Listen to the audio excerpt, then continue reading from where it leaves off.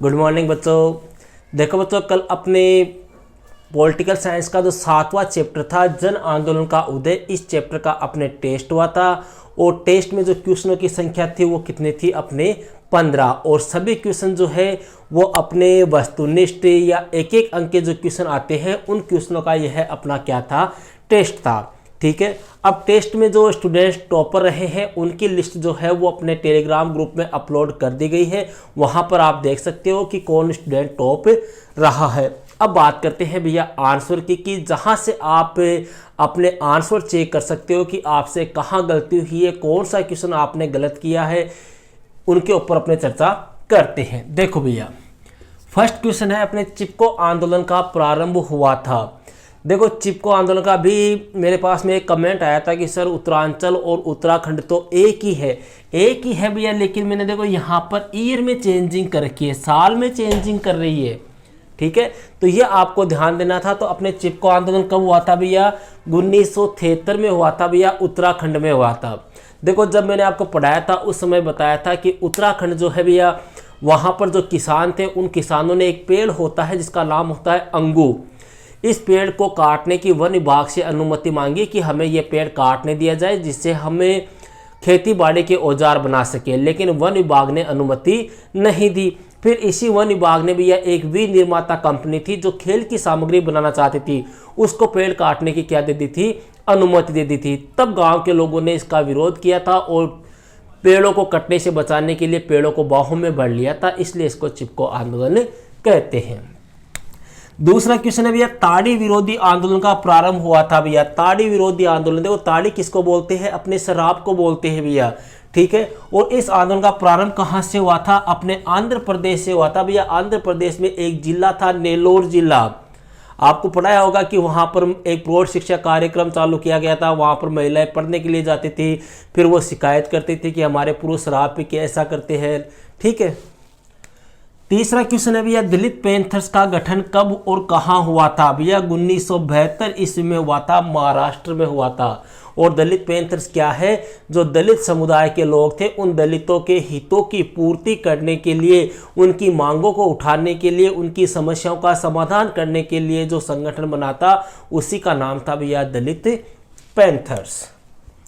Next question है, सरदार सरोवर परियोजना का निर्माण किस नदी पर हुआ भैया? सबको पता है, अपने सरदार सरोवर बांध या सरदार सरोवर परियोजना का निर्माण जो है वो कौन सी नदी पर हुआ था? नर्मदा नदी पर हुआ था।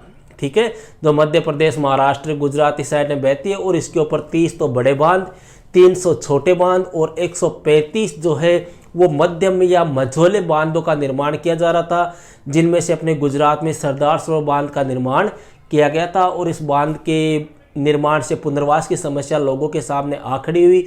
उसी पुनर्वास की मांग करने के लिए लोगों ने जो आंदोलन चलाया उसी को कहा जाता है अपने नर्मदा बचाओ आंदोलन। क्वेश्चन नंबर 5 है भैया, भारतीय किसान यूनियन के अध्यक्ष कौन थे? देखो भैया, भारतीय किसान यूनियन बोलते या कई बार थोड़ा सा कंफ्यूज करने के लिए आपको बीकेयू भी लिख सकता है अगला।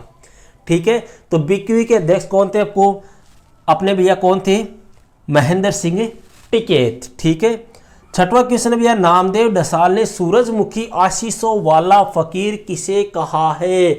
भैया सूरजमुखी आशीषों वाला फकीर, देखो इनकी ये मराठी भाषा के प्रसिद्ध कवि थे। एक कविता है इनकी गोलपीठ। इस कविता में भैया इनके 2 वर्ड फेमस है, एक तो अंधेरे की पथ यात्रा और एक है सूरजमुखी आशीषों वाला फकीर। तो ये सूरजमुखी आशीषों वाला फकीर जो है भैया, इन्होंने डॉक्टर भीमराव अंबेडकर को कहा है। क्यों? क्योंकि वो दलितों के मसीहा, दलितों के मुक्तिदाता थे।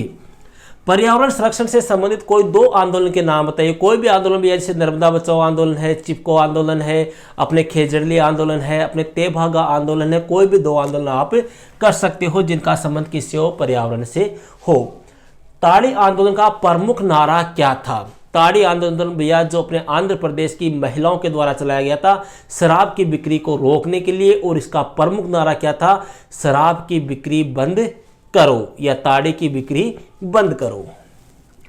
आरटीआई अर्थात सूचना का अधिकार या राइट टू इंफॉर्मेशन को राष्ट्रपति द्वारा मंजूरी कब दी गई? मतलब यह राष्ट्रपति ने इसके ऊपर हस्ताक्षर कब किए थे?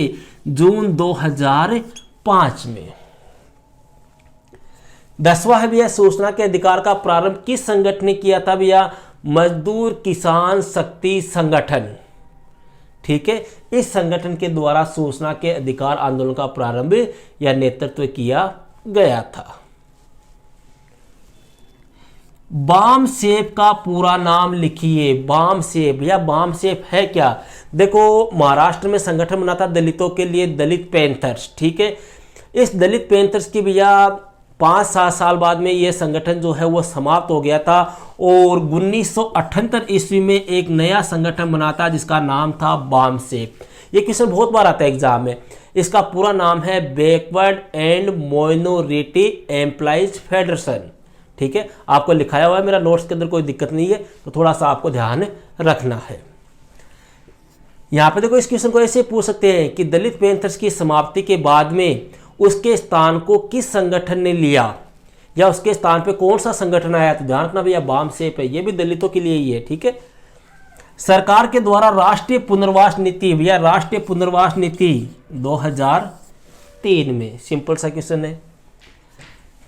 13वां है भैया महाराष्ट्र के किसानों का प्रमुख संगठन कौन सा था? देखो भैया, अपने ये है ना भारतीय किसान यूनियन, ये कहाँ के किसानों का संगठन था? अपने पंजाब है, हरियाणा है, पश्चिमी उत्तर प्रदेश है, वहाँ के किसानों का था। तो इस जिस प्रकार से ये भारतीय किसान यूनियन बना था ना, उसी प्रकार से भी या फिर अलग अलग राज्यों ने अपने किसान संगठन बनाने प्रारंभ कर दिए।